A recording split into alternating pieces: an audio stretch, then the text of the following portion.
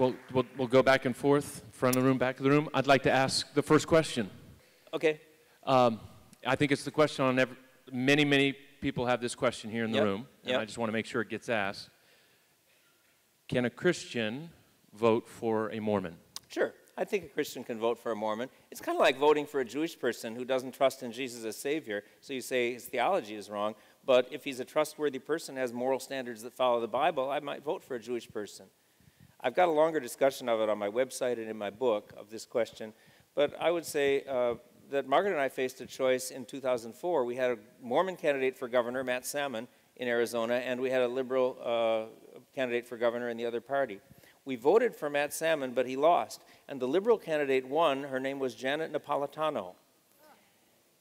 Every time the Family Policy Council in Arizona persuaded the legislature to pass a pro-life, pro-family, pro-religious freedom kind of legislation, she would veto everything. As Arizona would have been much better off with a Mormon governor whose values were consistent with biblical moral standards.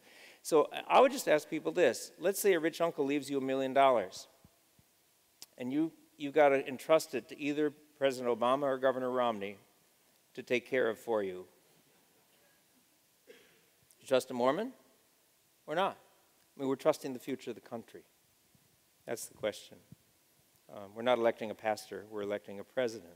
We should make a decision based on values. So I already personally voted for a Mormon for governor. I think I have freedom to do that if I wish. Yeah, Bill. Noé Acosta, a missionary gospel through Colombia. Is it a blessing that there are not freedom to pray in the public schools since the God of the public schools has changed? Let me see if I understand your question. Are you saying we should allow people to pray in public schools even if there are other religions present? No, the freedom to pray in, I used to be school principal. Yes, in public? In public schools. And I think it's good. And at one point we were concerned that public praying in the public schools has terminated or is not permitted anymore.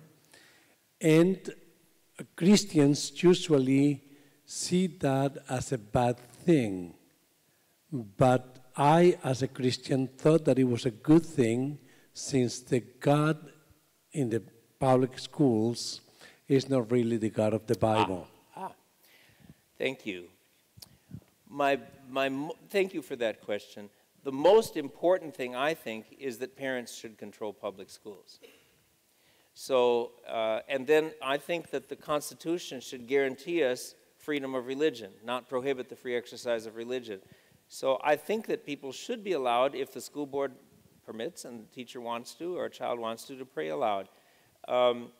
Some people will pray to a different God, but the freedom that protects, that isn't going to hurt my kids because the true God is powerful and he can protect them. But I would like the freedom. But look, thank you for asking the question. And I think Christians have the freedom to disagree on that. I wouldn't put that in my top list of major issues. It's a judgment call on what is best. So we can disagree maybe. Okay? We have a question right here. Yes, sir. Larry Hodges from South Conway Road Baptist Church, Orlando. My question is, in '73, when the Supreme Court passed the ruling, most people misunderstand saying that you cannot pray in school. It said prescribed prayer, meaning we traditionally think of the Lord's Prayer.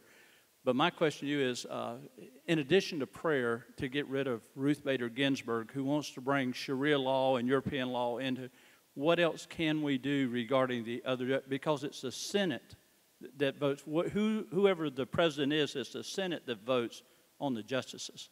Yeah, but they only vote on the justices that are nominated by the president. So it's both. You have to control both to get different justices. So if that's your question, I agree with you that it is the Senate that confirms them. But the Senate can't confirm somebody that the president hasn't nominated. And so one candidate is going to now they've gotten smarter than they were under Nixon or even Reagan, I think, because the conservatives are looking for people who have proven track records of written opinions that advocate original intent or original meaning. And liberals know what they want, and they nominate liberals. So we're going to get different court depending on who's elected. I know, I disagree with her. Wish she weren't there. She was former chief legal counsel. Ruth Bader Ginsburg, the Supreme Court Justice, before Supreme Court, was chief legal counsel for the American Civil Liberties Union. That's how liberal she is. Yeah, but she's old.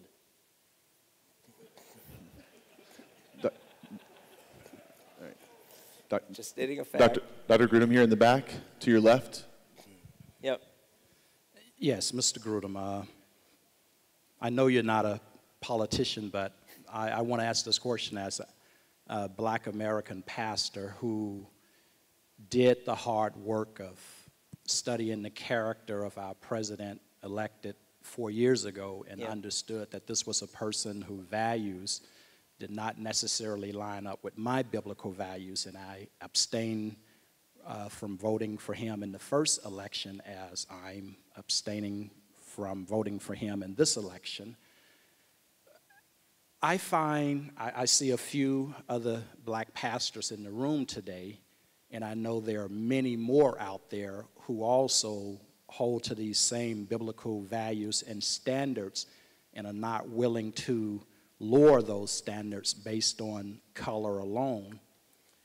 But it gets a little frustrating when you're trying to vote your values and you got a couple of parties to choose from, and sometimes you feel both parties take you for granted.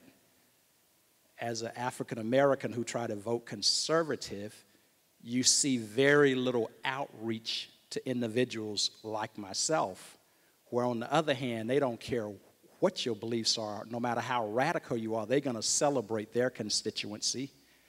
And so I'm asking, how would you advise the conservatives to do a better job of understanding?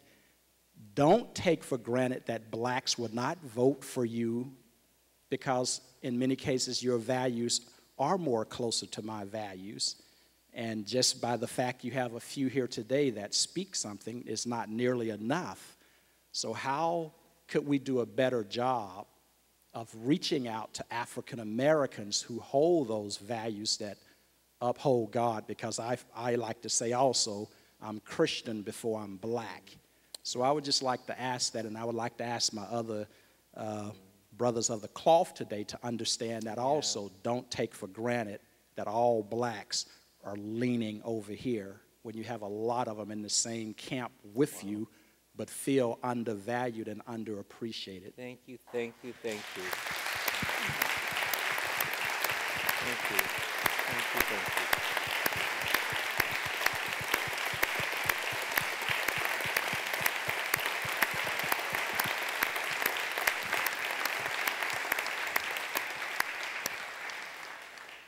Thank you. I know I met you and your lovely wife coming in the door, and I forgot your name.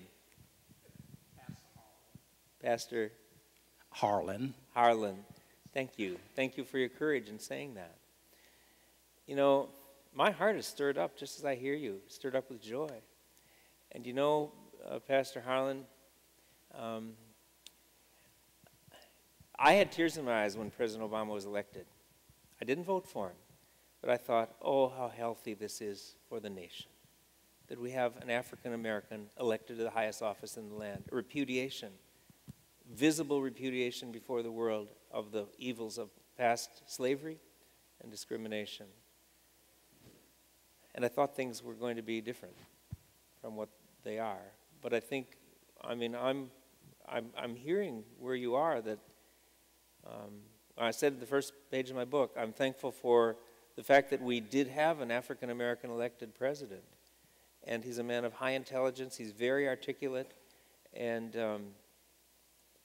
so there's some good that has come to our nation. But I disagree with his policies.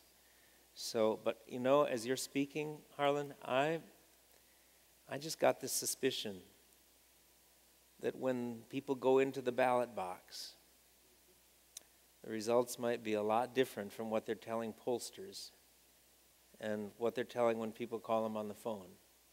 Because in their heart, the African American community is very conservative in many areas, in marriage and abortion, religious freedom.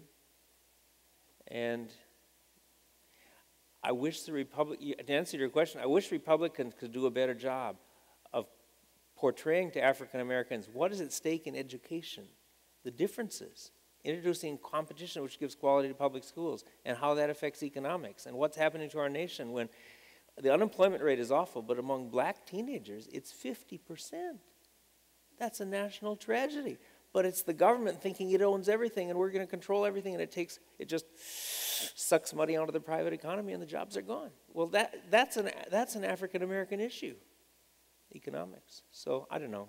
I wish I knew how to say better what I'm thinking, but thank you for the question.